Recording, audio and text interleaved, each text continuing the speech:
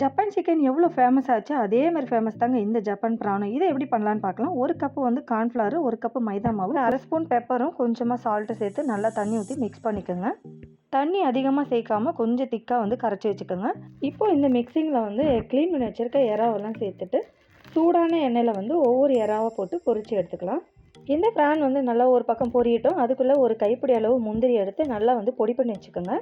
இன்னொரு பேன்ல பட்டர் சேர்த்துட்டு, பொடியா நறுக்குன பூண்டு ஒரு கைப்பிடி அளவு, காரத்துக்கு தகுந்த மாதிரி பச்சை மிளகாய், 1 கப்பு வந்து பால் எடுத்து வச்சுருக்கேன், அதையும் சேர்த்துக்கலாம்.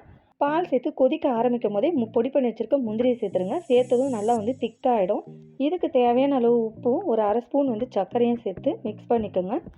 இப்போ இதில் பொரிச்சு வச்சுருக்க பிரானெல்லாம் சேர்த்து நல்லா 2 பெரட்டு பெரட்டி இறக்குனீங்கன்னா தட்டே காலி ஆகிடுங்க. அந்த அளவுக்கு டேஸ்ட் வேறு லெவலில் இருக்கும்.